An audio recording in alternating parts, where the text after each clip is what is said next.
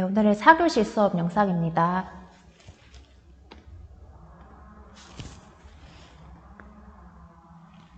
자, 이번 시간에는 4교시에는 잘 말하기 수업을 할 거고요. 연습을 해볼 거고요. 과제를 안내하고 다음 시간 예고를 하면서 마치도록 하겠습니다. 자, 잘 말하려면 어떻게 해야 할까요? 잘 말하기 참 어려운 것 같아요. 그렇죠. 우리는 계속 말을 하고 듣고 있지만 이것을 잘하기가 참 쉽지가 않아요. 정말 많은 연습을 해야지만 잘 듣고 잘 말하는 사람이 될 수 있는데요. 잘 말하려면 우리 4가지가 필요해요. 첫 번째로 비언어적 의사소통을 바르게 사용하는 것입니다. 비언어적 의사소통은 말이나 글 제외한 다른 것들, 모든 것들이라고 이야기를 했었어요. 말이나 글과 같은 언어적 방법은 상대방에게 비교적 분명하게 전달이 돼요. 오해 발생이 적은 반면에 몸짓이나 태도나 표정, 목소리의 크기, 억양 같은 비언어적 방법은 해석이 애매한 경우들이 많아서 오해를 일으키기 쉽습니다. 그래서 굉장히 잘 사용을 해야 돼요. 원만한 가족관계를 유지하기 위해서는 비언어적 의사소통을 바르게 사용할 수 있어야 하는데요. 포옹하기나 머리 쓰다듬어 주기, 아니면 따뜻한 사랑의 미소 보내기 같은 우호적인 표현들은 가족 상호 간의 사랑을 확인하고 믿음을 돈독히 해주는 좋은 비언어적인 의사소통 방법입니다. 비언어적인 의사소통이 관계에 어떤 영향을 미치는지 한번 보도록 할게요. 비언어적 의사소통은 4가지 기능을 수행하는데요. 첫 번째, 고개를 끄덕여 주면서 자신의 의사를 반복하는 기능을 대신하기도 하고요. 그 다음에 또 언어적 방법을 대신하기도 합니다. 대체 기능도 있고요. 그 다음에 미안해 라고 하고 있을 때 머리를 긁적이거나 미안한 표정을 짓거나 하면서 보완의 기능을 하기도 하고요. 그 다음에 특정 부분을 특히 힘주어서 강하게 말을 하거나 또는 크게 천천히 말을 하면서 자신이 하는 말의 의도가 잘 전달될 수 있도록 강조의 기능을 수행하기도 합니다. 자, 그래서 우리는 이러한 것들을 잘 활용해서 의사소통을 할 필요가 있고요. 언어적 의사소통과 비언어적 의사소통의 의미가 일치하지 않을 때는 의사소통상 오류가 발생을 합니다. 또 갈등이 발생할 수 있기 때문에 비언어적 의사소통을 사용할 때는 언어적 표현과 일치하도록, 그 맥락이 일치하도록 주의하여서 사용을 할 필요가 있죠. 예를 들어서 내가 말로는 미안해라고 하고 있는데 표정은 미안하지 않을 때, 근데 고마워라고 하고 있는데 표정은 고마워 보이지 않을 때, 이러한 오류가 생길 수가 있겠죠. 그래서 유의하는 것이 필요합니다. 두 번째, 긍정적인 언어 사용하기입니다. 상대방을 비난하거나 부정적인 언어로 말할 때 듣는 사람은 말의 내용과 관계없이, 그 사람의 의도와 관계없이 사실 거부감을 가지게 되죠. 그렇죠? 그래서 전달하려는 내용이 정확하게 전해지기가 어려워요.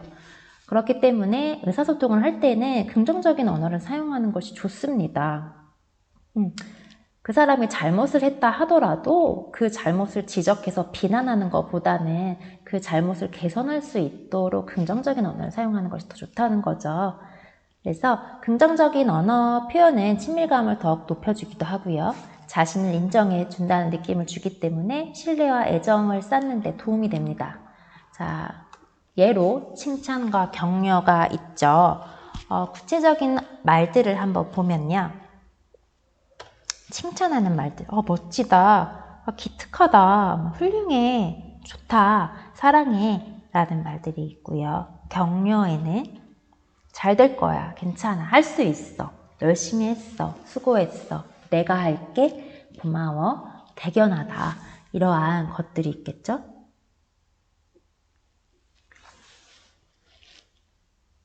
자, 그 다음에 또 하나 중요한 것이 사고의 전환입니다. 발상의 전환이에요. 부정적으로 볼 수 있는 상황을 조금 사고를 전환시켜서, 관점을 전환시켜서 긍정적인 면을 찾는 거죠. 장점을 찾아주는 거예요. 이거는 여러분들 과제로도 낼 건데 나중에 여러분들이 등교했을 때 가정시간에 학습지로도 채우게 될 거예요. 말이 많은 사람이 있어요. 근데 그 사람한테 너 왜 이렇게 말이 많냐? 아, 진짜 피곤하다. 이런 식으로 얘기를 하면 그 사람이 말을 많이 하지 않을까요? 그렇지 않을 것 같아요. 그게 아니라 그 사람의 긍정적인 면, 장점을 바라봐 주는 거예요. 자, 말이 많은 사람은 어떻게 바꿀 수 있을까? 말이 많지만 쾌활하다. 그래서 이 사람 덕분에 그 모임이 분위기가 항상 잘 떠 있고 분위기가 참 좋다. 분위기를 잘 띄운다. 라고 바라볼 수 있다는 거죠. 그래서 그 외에 나머지 이제 예시들은 여러분들이 과제에서 아마 볼 수 있을 거예요. 여러분들 한번 긍정적인 언어를 사용을 하여서 사고를 전환시켜보는 연습을 한번 해봅시다. 자, 세 번째, 자신의 생각이나 감정을 솔직하게 표현하는 것이에요. 이것은 바람직한 의사소통에 굉장히 중요한 거예요. 나의 생각이나 감정을 확실히 알아야지만 상대가 나의 문제를 이해할 수 있고 그 문제가 해결될 수 있어요. 그래서 솔직하고 정확하게 표현을 합니다. 가족들과 의사소통을 할 때 상대방의 기분이 나빠질 것이 두려워서 나의 감정을 솔직하게 표현하지 않거나 숨기는 경우가 많아요. 선생님도 경험해 봤어요. 바람직한 의사소통을 위해서는요, 먼저 자신의 생각이나 감정을 확실하게 알아야 합니다. 그리고 그것을 토대로 솔직하고 정확하게 표현해야만 가족원 간에 서운하거나 화가 나는 일이 있을 때 왜 화가 났는지, 왜 서운했는지, 왜 그렇게 생각하고 있는지 같은 구체적인 이유를 들어서 서로 주고받을 수가 있거든요. 그래야지만 상대방이 쉽게 이해하고 자신의 잘못된 부분이 있다면 고칠 수가 있어요. 그래서 서로의 감정 교류가 잘 이루어지게 돼요. 그로 인해서 이제 또 상황이 악화되지 않을 수 있겠죠. 또한 나의 생각이나 감정을 확실하게 알고 솔직하고 정확하게 표현하는 연습을 계속 꾸준히 하다 보면 다른 사람의 생각이나 감정을 잘 이해할 수 있게 돼요. 네, 그래서 이 연습은 꾸준히 필요하다고 할 수가 있겠습니다.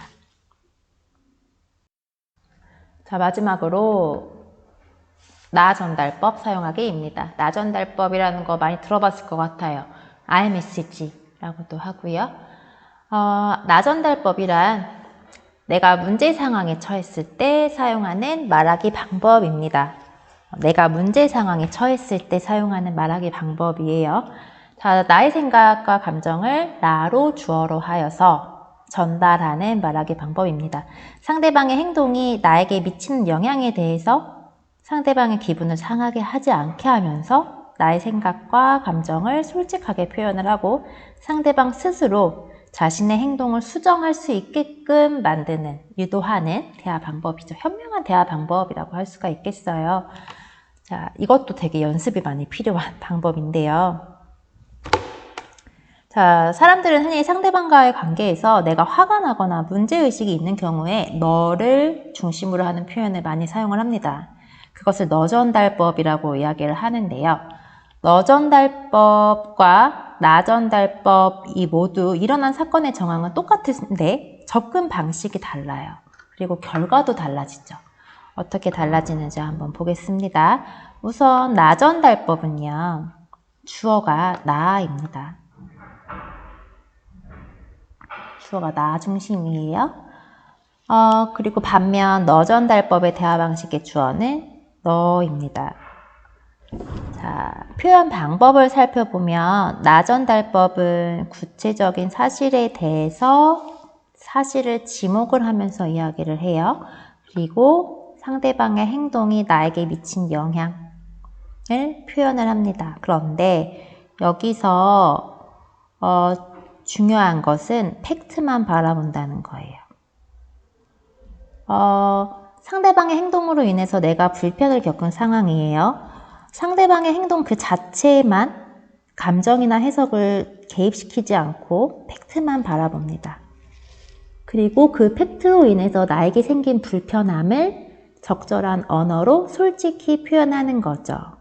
그래서 여기서 주의해야 할 점은 절대로 비난이나 비판적 어조를 사용하면 안 돼요. 자, 비언어적 의사소통을 잘 선택을 해야 되겠죠? 반면 너전달법은 상대방에게 잘못이 있다라고 지목해서 공격하는 거예요. 상대방에게 문제가 있다는 식으로 상대에게 책임을 전가하고 비난하고 비판하는 강한 어조를 사용을 하죠. 자, 그래서 이걸 들은 사람은 당연히 기분이 상하게 돼요. 기분이 상하게 돼서 원래 내가 하고자 했던 의도, 내가 이것을 해결하고자 했던 의도가 해결이 안 돼요. 문제 해결이 되지 않아요. 반면 나전달법은요, 서로의 기분이 상하지 않고 문제를 해결할 수 있어요. 나의 느낌이나 생각을 수용해서 상대방이 수용을 해줘요. 그리고 자발적으로 상대방 스스로 자발적으로 문제를 해결하도록 유도하는 것을 나전달법이라고 이야기를 합니다. 자, 그러면요, 우리 나전달법과 관련한 고민이 하나 들어왔다고 해요. 그럼 무슨 고민인지 한번 볼게요.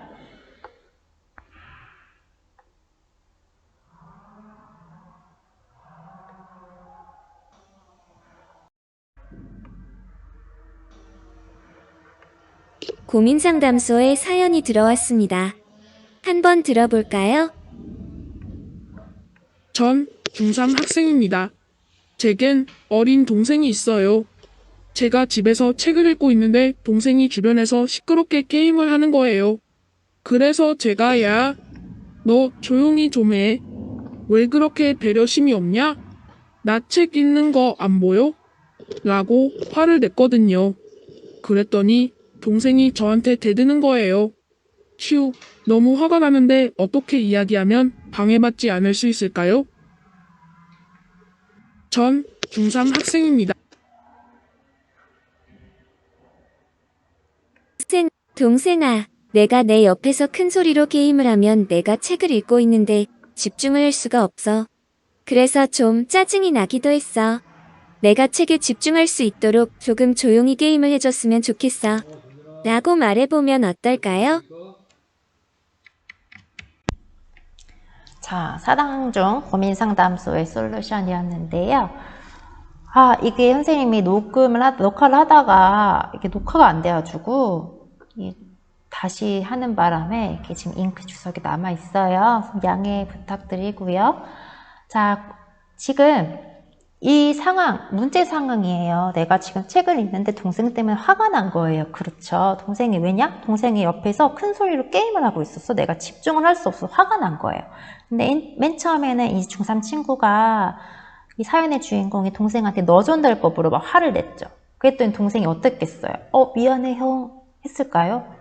그러기 쉽지 않아요. 오히려 더 짜증을 낼 수 있어요. 왜 여기서 책을 읽고 그래? 뭐 이런 식으로. 근데 이 문제를 해결하고 싶잖아요. 그러면 머리를 써야 돼요. 나전달법을 사용을 해보자 라는 거예요.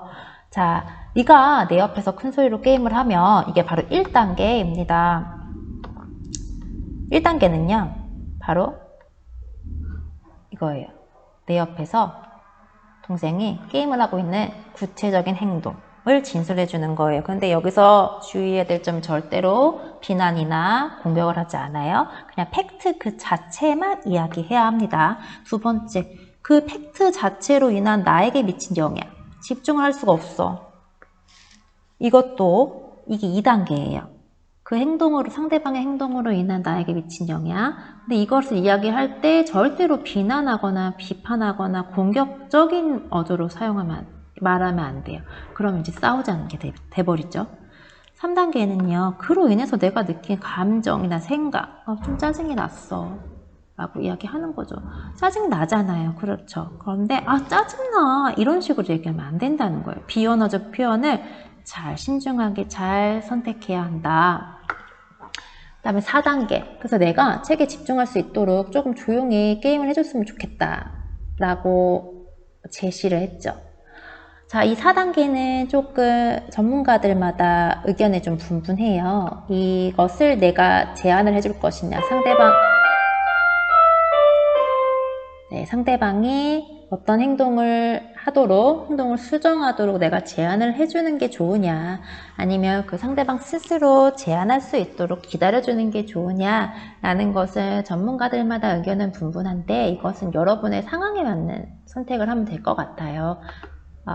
왜냐하면 나전달법은 상대방이 나의 불편함을 이해해주고 자신의 그 상대방의 행동을 스스로 수정할 수 있게끔 유도하는 대화 방식이거든요. 자, 그래서 정리를 해보자면 나전달법은 4단계가 있습니다. 또는 3단계라고 할 수 있어요. 1단계 상대방의 구체적인 행동을 사실 그대로 진술합니다. 2단계 그 행동이 나에게 미친 영향을 설명해 주고요. 3단계 그로 인해 내가 느낀 감정이나 생각을 전달합니다. 4단계 그래서 상대방이 해주길 바라는 점을 이야기를 하는데, 이것은 상황에 맞게 선택할 수 있다라고 하겠습니다.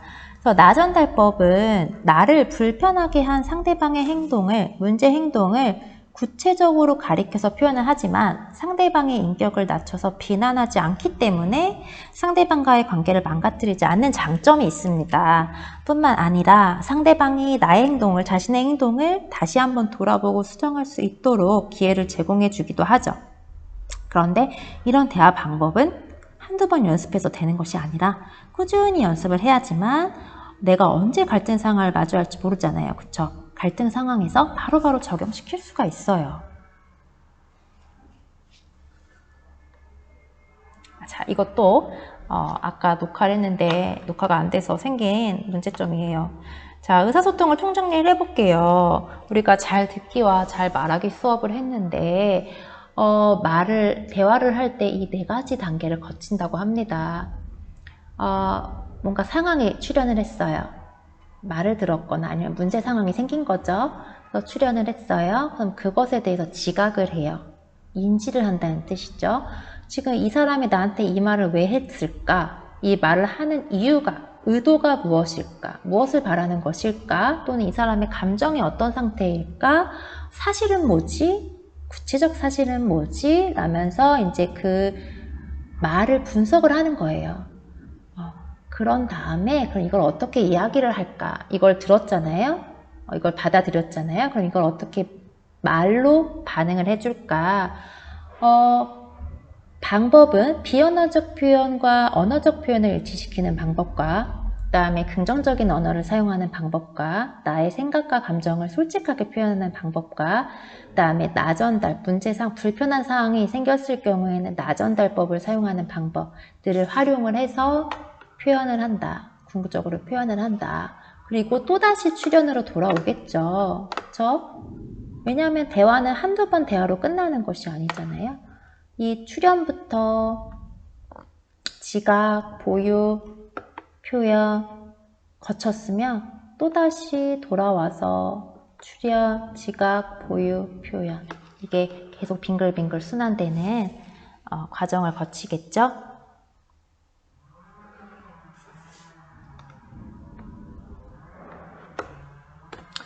자, 그러면 의사소통을 연습해 보도록 하겠습니다. 이 상황은 이제 아이가 휴대폰을 좀 많이 하나 봐요. 하루 종일 하고 있지는 않겠죠. 그런데 좀 많이 하는 것 같아요. 그래서 아버지가 아이를 보더니 공부는 안 하고 계속 전화기만 붙들고 있을 거야? 라고 화를 냈어요. 그랬더니 아이가 이렇게 이야기하죠. 제 일은 알아서 할 테니까 참견하지 마세요! 라고 쏘아붙여요. 자, 그러면 이 대화는 어떻게 끝났어요? 갈등만 남기고 끝난 거예요. 그런데 아버지가 아이에게 이 얘기를 했을 때는 이런 상황을 기대하고 이야기를 했을까요? 마찬가지로 이 아이도 이 말을 할 때는 이 상황을 기대하고, 이런 결과를 기대하고 그런 말을 했을까요? 그렇지 않다는 거예요. 사람은 누구나 인정받고 싶고요, 존중받고 싶고요, 격려받고 싶어요. 그렇죠. 그리고 가족이기 때문에 가족 구성원을 걱정하는 마음이 기본적으로 깔려 있어요. 남한테는 그냥 쿨하게 이해하고 넘어갈 수 있는 문제도 가족한테는 그게 잘 안 돼요. 왜냐하면 우리 가족 구성원이 잘 되었으면 좋겠으니까. 문제 없이 안전하고 별탈 없이 잘 살았으면 좋겠으니까 그게 잘 안 되는 거예요. 그래서 우리가 이 이야기를 하는 이유가 뭔지, 의도가 뭔지, 무엇을 바라고 있는지에 대해서 한번 찬찬히 들여다볼 필요가 있는 거예요. 아버지가 화를 내신 이유가 뭐겠어요? 공부를 안 하고, 그러니까 휴대폰을 많이 하는 것 같으니까 이제 걱정이 되는 거죠. 해야 될 일을 하지 않고 휴대폰에만 몰입되어 있을까봐. 그렇죠? 그리고 뭐 건강도 나빠질 수 있겠고요. 학업 성적도 나빠질 수 있겠죠. 학업 성적이 나빠져서 이제 이 아이가 뭐 안정적인 직장을 못 가지게 될까봐, 하고 싶은 일을 못 하게 될까봐 라는 여러 가지 걱정들을 아마 안고 있을 거예요. 그래서 화를 내시게 되지 않았을까라는 생각이 들어요. 그래서 아버지가 나에게 바라는 점이 뭐겠어요? 핸드폰을 1분 1초도 하지 못하게 하는 것, 그건 아니에요. 그게 아니라 해야 될 일을 하면서 적절히 시간 조절을 하면서 휴대폰 하길 바라시겠죠. 그렇죠? 반대로 아이도 부모님이 자신에게 그렇게 쏘아붙이기를 원하지 않을 거예요. 그렇죠? 나에게 문제가 있다고 생각이 되면 이제 시간을 가지고 조금 조심스럽게 나의 이야기를 들어주면서 접근했으면 하는 바람이 있을 거예요. 자, 이러한 것들 출연했어요, 지각했어요, 보유했어요. 그러면 어떻게 표현을 할까? 아버지가 이 상황에서 조금 더 부드럽게 표현할 수도 있었을 것 같아요. 나전달법을 사용해서 말이죠. 예를 들어서 이렇게 바꿀 수 있는 거죠. 네가 휴대전화를 계속 사용하고 있으니 시간 가는 줄 모르는 것 같다. 그래서 아빠는 네가 하루에 많은 시간을 너무 휴대전화에만 사용하는 것 같아서 해야 될 일들을 못하게 될까 봐 좀 걱정이네 라고 이야기하는 거예요. 그러면 아이가 무엇이라고 이야기를 하겠죠. 반응이 나오겠죠. 이렇게 나전달법을 사용할 수도 있습니다. 그래서요, 여러분들 과제에는요, 아까 우리 생각의 전환, 사고의 전환 수업 잠깐 있었는데, 부정적인 상황, 긍정적인 언어로 바꾸어 보는 것이고요. 두 번째는 나전달법 연습하기입니다. 그래서 여러분들 이제 등교하고 나서 우리 학습지 점검도 할 거고요. 그 다음에 수행평가도 할 거거든요. 그래서 지금 오늘 내주는 숙제를 반드시 오늘 내로 끝내서 등교해서 수업 시간에 만났으면 좋겠습니다. 자, 방금 이야기했고요. 그 다음에 한 가지 더 여러분들 가족관계 컨설팅 수행평가를 할 건데 여러분들이 그 가족 갈등 사례를 수행평가에 활용하는 것에 찬반을 투표를 해줬어요. 그런데 3분의 2 이상이 가족관계 컨설팅에 가족 갈등 사례를 활용하는 것에 동의해줬어요. 그래서 선생님이 진행을 하기로 했고요. 그런데 여러분들이 걱정하지 않아도 되는 것은 무조건 철저히 익명으로 진행을 합니다. 거기 써있는 이름들 모두 다 삭제하고 익명으로 진행할 거고요. 그 다음에 선생님이 보았을 때 조금 예민하다 싶은 정도의 이야기들은 뺄 겁니다. 너무 크게 걱정하지 않아도 될 것 같아요. 그리고 수행평가와 평가 비율이 조금 많이 바뀌었어요. 그래서 여러분들 학교 나오면 선생님이 간단히 설명을 하도록 하겠습니다. 자, 그러면 오늘 수업을 마치면서 여러분들 지난 시간에 과제 기억나나요? 가족에게 듣고 싶은 말, 친구에게 듣고 싶은 말 적었었죠?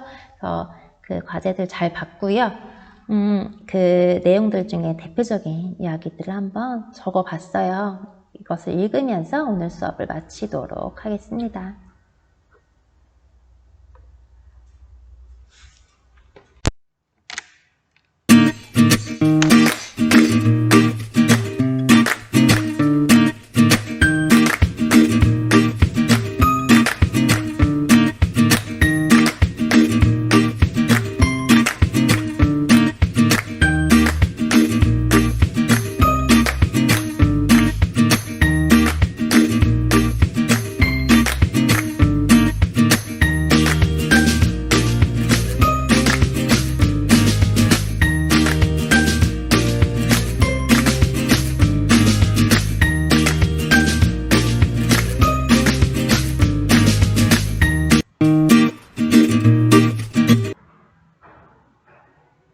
이거는 친구에게 듣고 싶은 말이에요.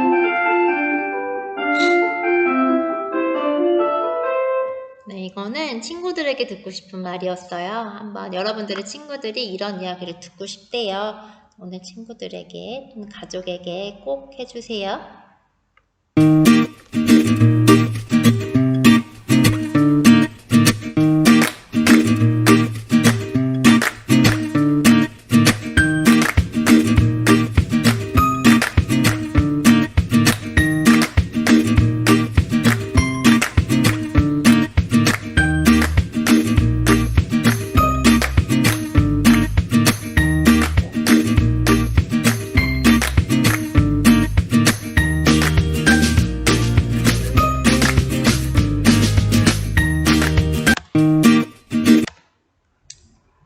그럼 학교에서 만나요. 오늘 수업은 이것으로 마치도록 하겠습니다.